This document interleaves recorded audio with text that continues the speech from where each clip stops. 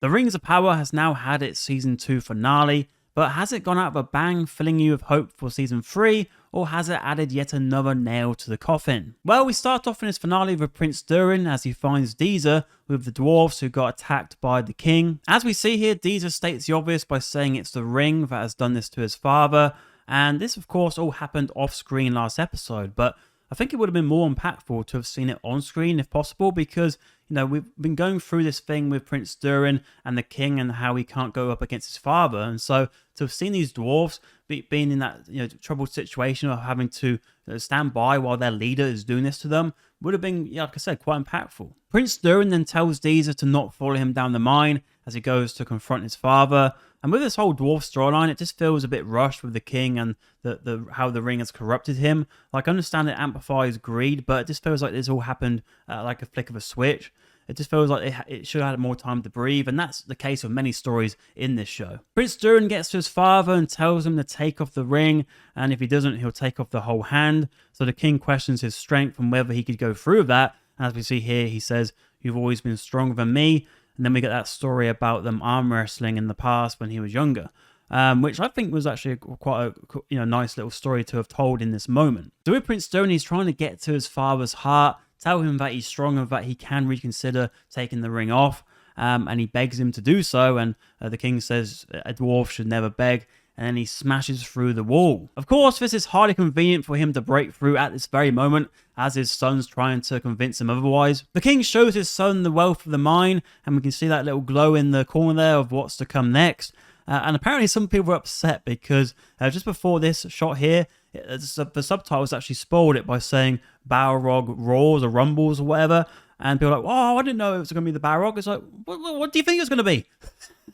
We literally saw that at the end of the last season. Anyway, so of course, the Balrog comes out. Not everything in this video is going to be positive feedback by any means, but I will say the team who worked on the Balrog, well done. I think the Balrog looks fantastic. With this sight of the Balrog, the king finally takes off the ring and admits to his son that he wasn't being easy on him when it came to the arm wrestling, he was just getting stronger. He then says, "Forgive me my son," and addresses him as King Durin and sacrifices himself. After this, we get the opening credits, and so comes the end of this prologue, which I thought was decent enough, but I really wish I had more of an emotional connection to what's going on, because we've had a bit of time with these characters.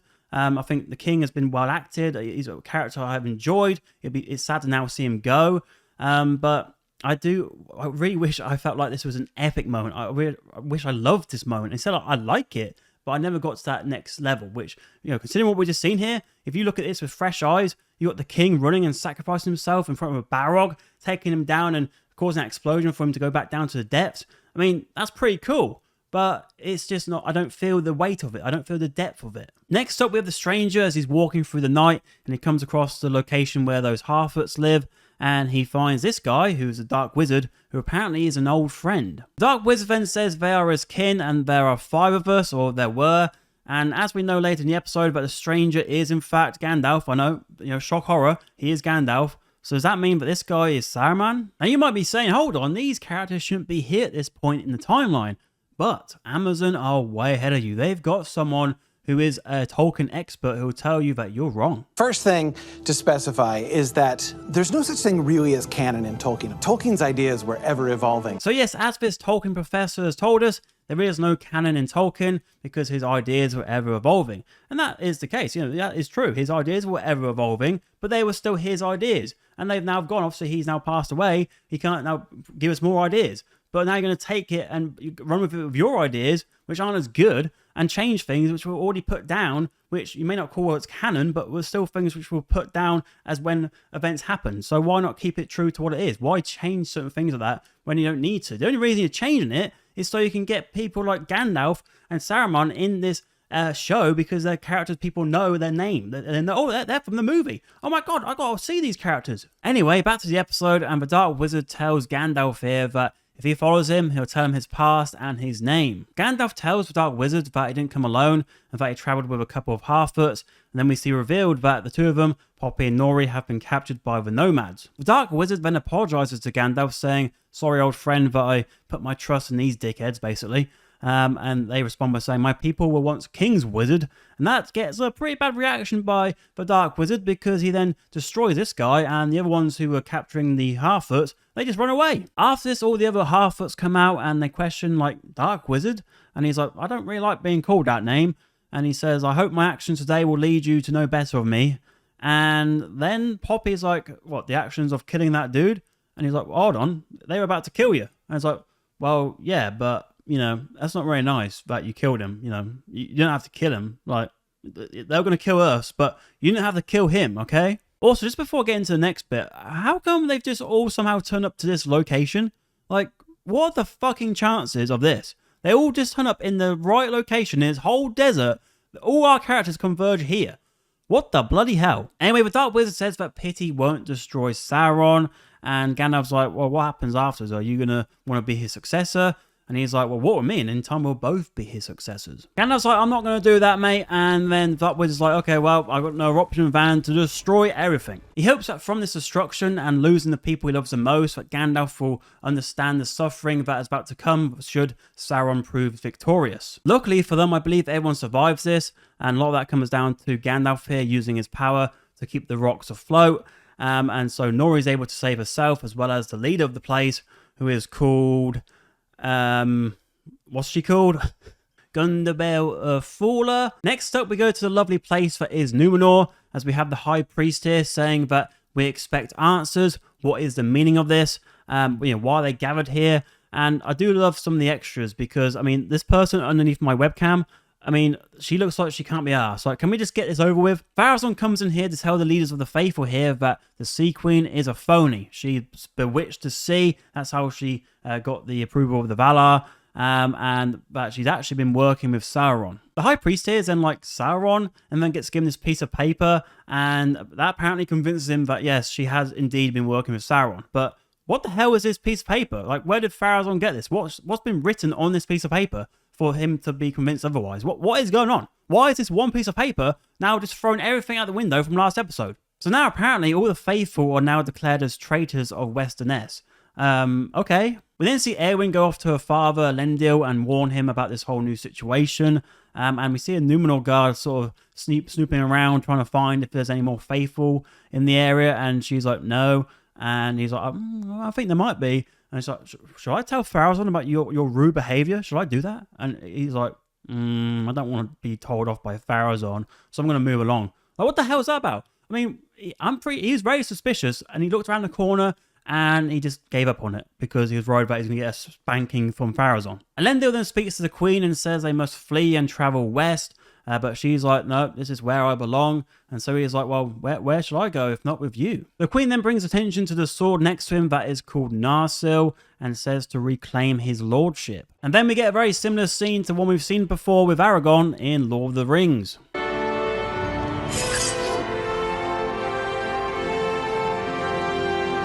Now, when it comes to these two, there's obviously a romantic connection there. They haven't kissed, though, unlike some of the other people in this show.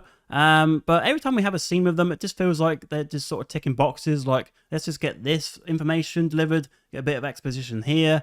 So nothing really feels very natural between them. It always feels like just sort of a means to an end when it comes to these two. And again, here, it's like there's a sword. I'm going to give you the sword now. Why now? I mean, why not earlier? Why not late? I mean, why specifically now?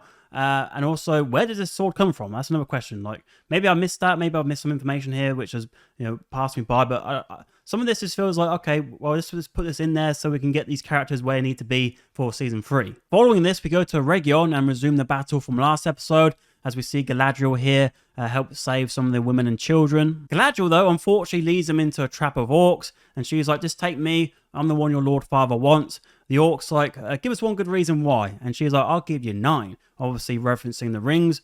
But then I'm thinking, hold on, the orcs, I've just captured her with the rings and these other elves, so what are they getting from this whole agreement? Like, they've already trapped them all. The orcs have done a good job here. We then come to Celebrimbor, who's not looking in a great state right now, as he's getting arrows shot at him by Sauron. Celebrimbor and Sauron exchange a few final words. Celebrimbor stands up even though he's got all those arrows inside him. But as we saw last episode with the elf lady, arrows don't really mean anything. As long as they don't puncture anything critical, you can just stand up and you'll be fine. I'm pretty sure from what I've seen from the comments sections recently that this line here will resonate quite a lot. We then see Sauron make a kebab out of Celebrimbor after he says a few nasty words. And so comes the final words from Celebrimbor, Sauron, Lord of the Rings.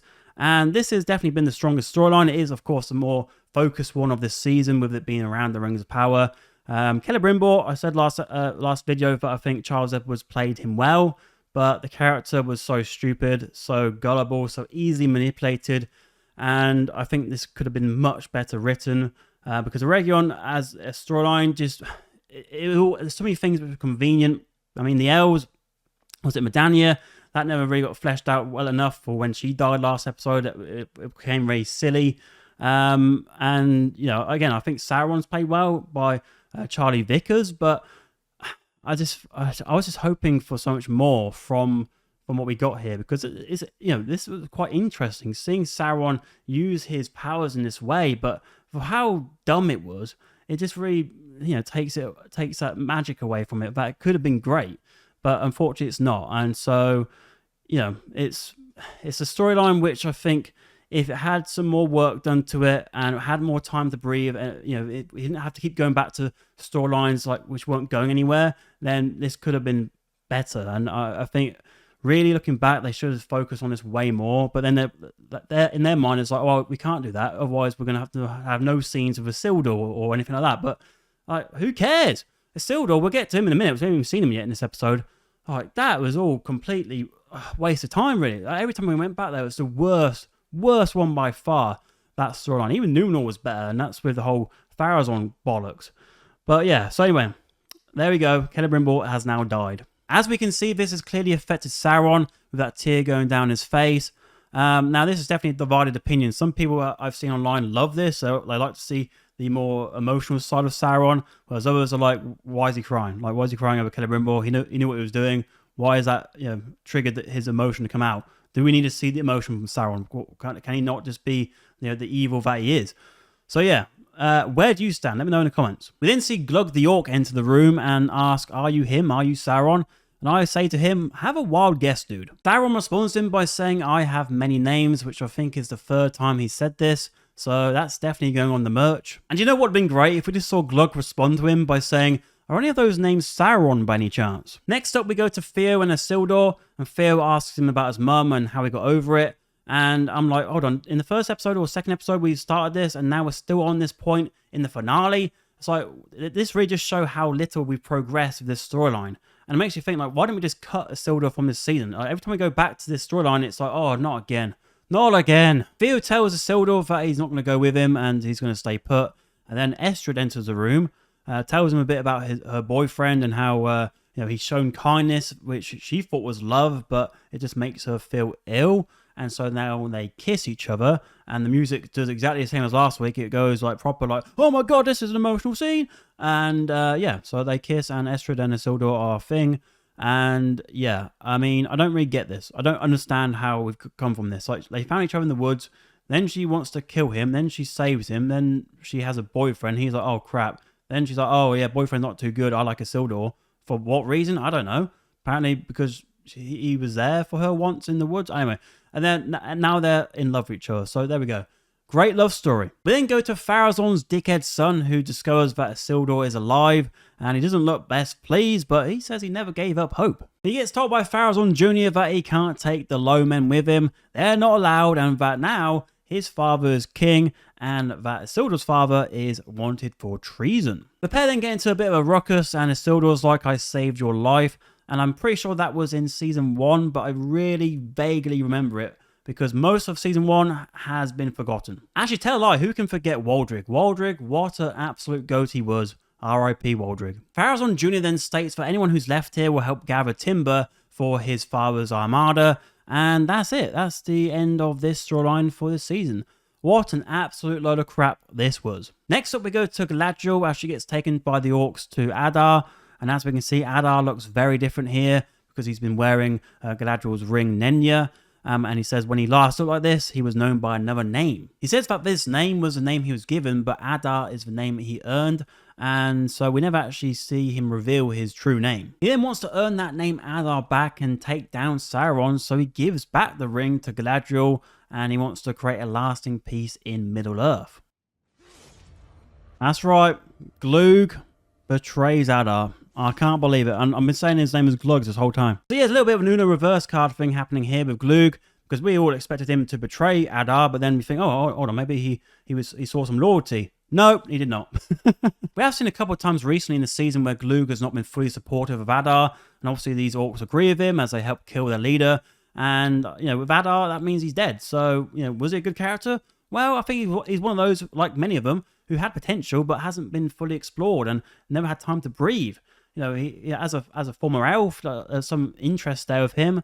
I didn't really care about his name so much. It was just more scene to scene with him. Like, he did stupid decisions. There were stupid decisions being made by this character. Like in last episode when he let Elrond speak to Galadriel and being able to give her the pin to escape. Like, why would you do that? Like, there's just many situations like that. So this character, I won't look back on it with much praise really, because I think they didn't really do what they could have done with this character, I do think, though, he was better acted this season than last season. He was a bit more memorable from this season, I think.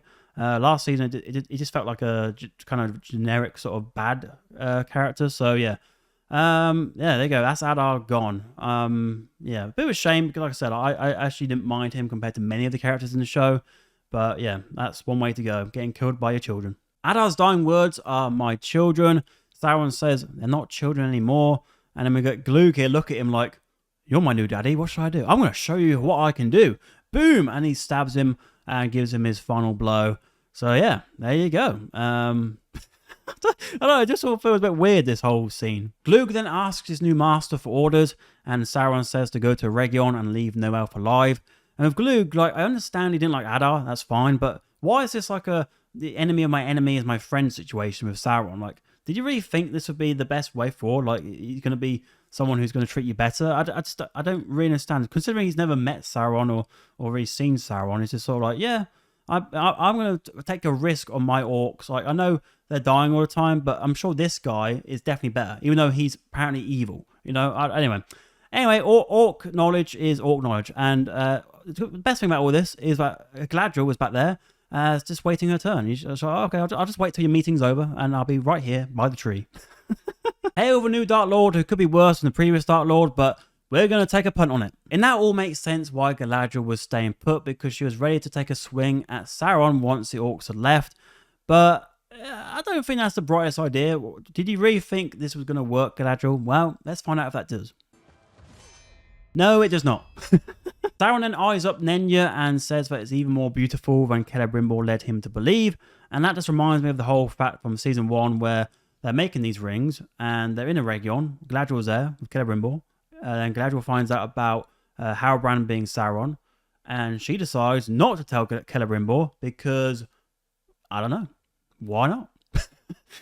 You tell me, why didn't she tell him? I always thought that. Why didn't she just tell him? Like, that's quite big information. It's important information. This action scene then continues for some time, but we're going to cut across to Elrond and King Gil-galad because we haven't seen them all episodes. Let's see what's going on with them. So here they are in the Region being moved around by some orcs, and Elrond spots one about to torch up Celebrimbor's works, which I guess he assumes that because this could easily be someone else's works, right? Or it could be Celebrimbor's shopping list for all we know.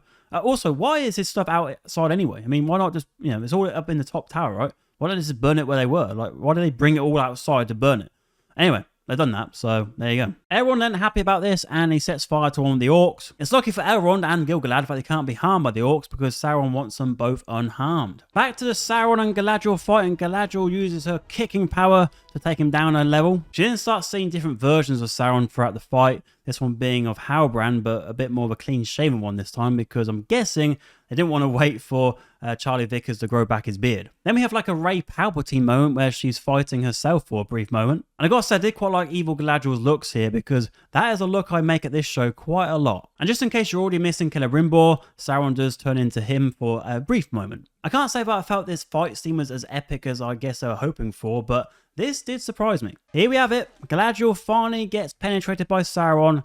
His wish has been fulfilled. Sauron says to her he would have put a crown on her head, and she replies by saying, the free people of Middle-earth will always resist you, and she falls to the ground, and she looks pretty dead here, but don't worry, they're not subverting your expectations quite that far. We have to interrupt this scene because the horn bellows as the dwarfs are on their way, and thankfully King Gil-galad has also acknowledged this for us. Also, Arondir is here as well. I actually completely forgot about him earlier. Elrond spots a dwarf from behind and assumes it's Durin, but they turn around and it's actually Na'vi, and he tells him that the prince is in mourning, revealing the information that, of course, the king has died. Back to Galadriel and Sauron, and Galadriel gets back up to her feet, because I'm guessing the dwarfs coming gave her that energy to get back up, even though she just fell on the floor just a couple of seconds ago. But anyway, she's back on her feet. Sauron then decides to get really forward and demand what he really wants. She holds out her hand with the ring, and we think, oh, is she going to just give him the ring? She says, you wish to heal Middle-earth? And then says, heal yourself. And down she goes.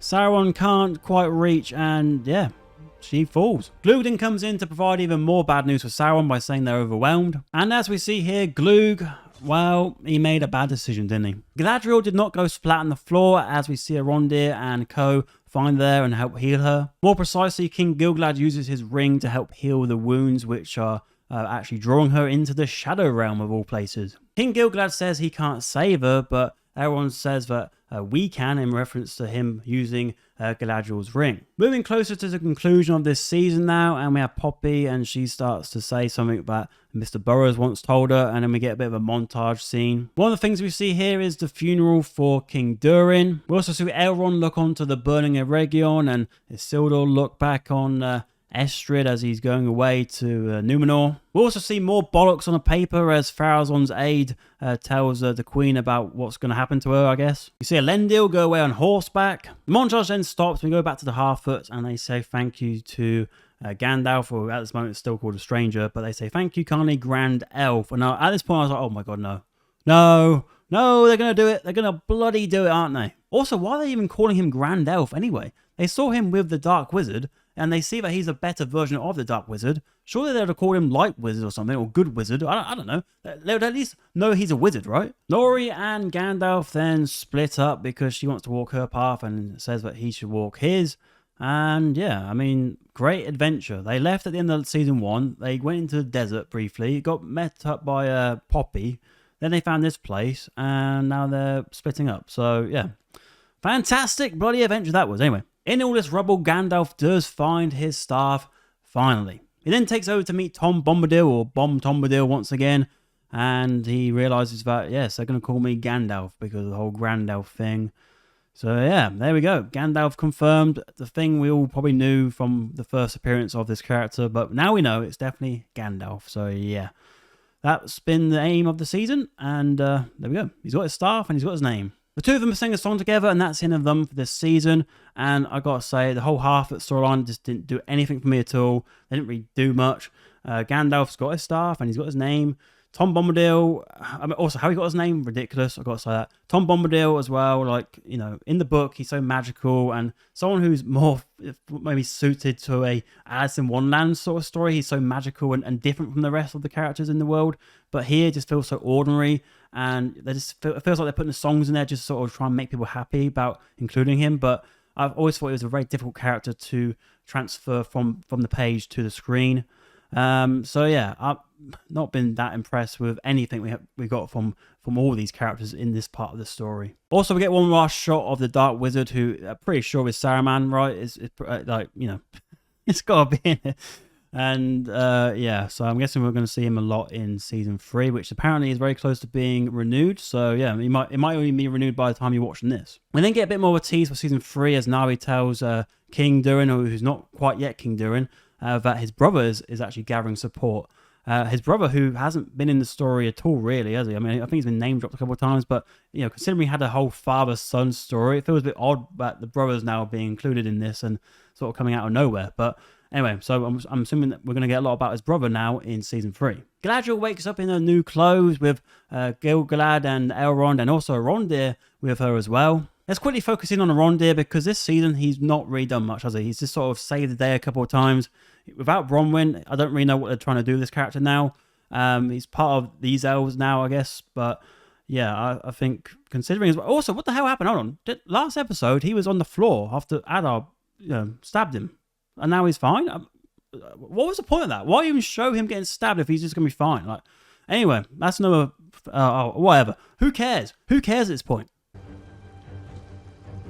You see that music there? I literally thought it was about to be playing the bloody Avengers music as the elves are going around, and it would be like the first Avengers film with these. I was like, what is going on here? What are they doing? The group here say a bit more mumbo jumbo about how they're going to beat Sauron and the light will prevail. You know the sort of words. And then we get King Gilgalad raise a sword, and it looks a bit like the poster for Breath of the Wild, doesn't it? Actually, I just thought of that. But anyway, there we go. That's the end shot of the season.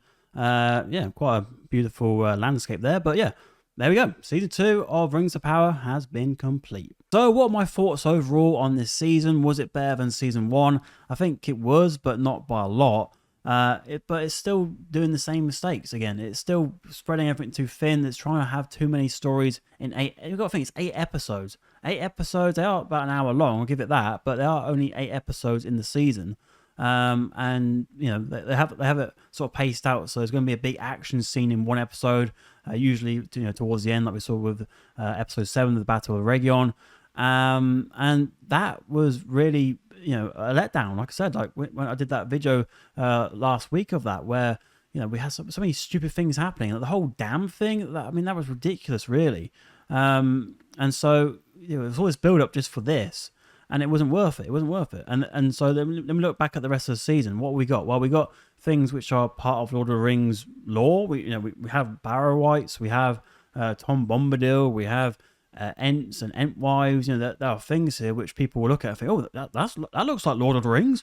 But then the show is very much a show where it wants you to switch your brain off, because if you start thinking about why things are happening or why characters are here or how come they're still going, or how is this connected to that, it all falls apart. And even the structure of the show, when it comes to not just the writing but also the pacing of it, because of these other issues helping aid that problem. So it's really like a snowball effect. You have one issue, and then it comes to another problem, and then they're not actually have that guy who says there's no canon in Tolkien, so just do what they want. They feel that they now have that power to decide what he was thinking at the time, because he was always pondering what's next. So they're going to take the reins and decide that, when there's actually stuff written down that you're still not going, still not abiding by it, because you want to do your own thing and have certain characters appear who may not actually appear at this point in time. So I think. And the problem is as well, people will have a go at you and say, "Oh, you're being racist, or you're being whatever else." Will call you some sort of name because you don't like a show that other people seem to enjoy. Like, go on Twitter, everyone seems to like this show. Obviously, there are people who don't, but there seems to be a lot of posts get recommended which are people saying, "This is great, this is great, this is great. I didn't like this, but this is great." Like, mostly green ticks, But I think a lot of that is again, it's just from like that surface level, and there is no depth here.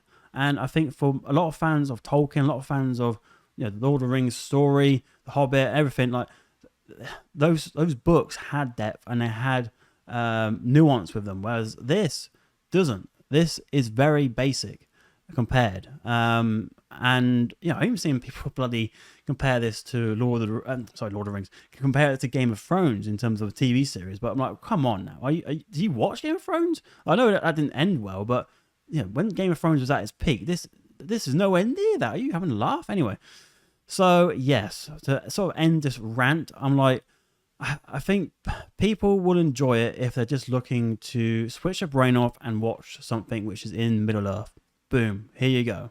They'll watch it. But for those, and there's many of them who are fans of Tolkien and want to see this story done well, with respect, with actual knowledge behind it, with things which make sense, with structure that is enjoyable to watch as a TV show, and not have things be boring and have plot lines which is sort of half-arsing, then this is certainly not the show for you. And even though I've just gone through this episode, there's still things I've missed, and things that come to mind afterwards, like character choices, like even here with the Princess in Mourning. Hold on. So Prince Durin, who's the one who wants to go and fight for Elrond and had that agreement, has just seen his father jump to attack the Balrog and sacrifice himself. He wants to stay and mourn instead of helping his friend, as he said in the last episode, and help Elrond. So he sees the courage from his father and the strength of him, and decides, okay, I'm going to wait and just mourn, when he knows that Elrond needs him at this point in time.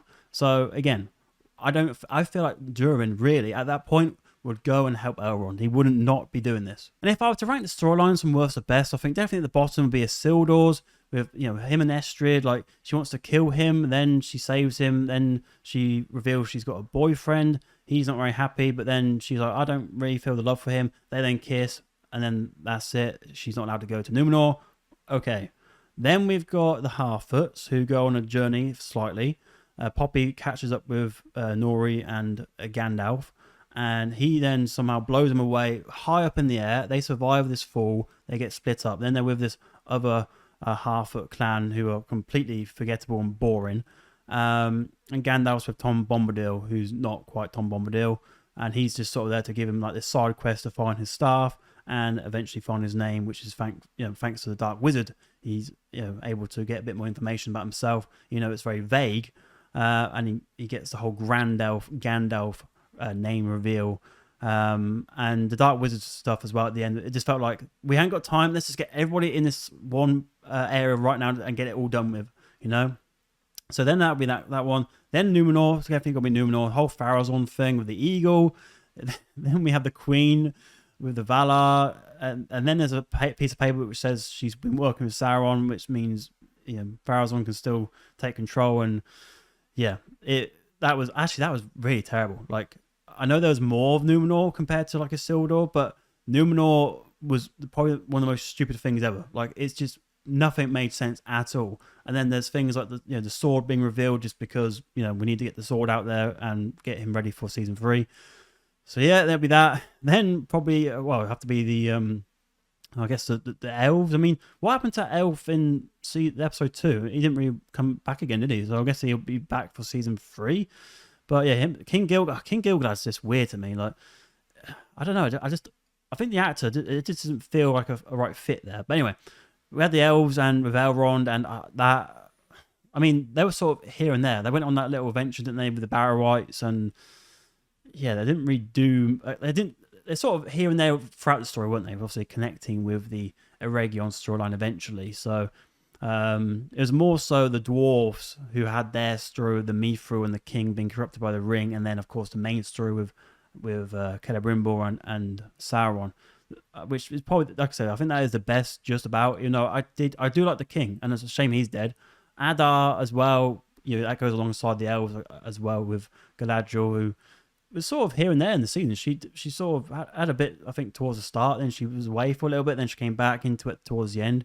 Elrond, again, he didn't have much time with. Oh, he only had one scene with Durin after last season having a lot of time with him. And that was one of the best things they actually built in that first season. So he struggled because of the whole him and Galadriel kiss bollocks.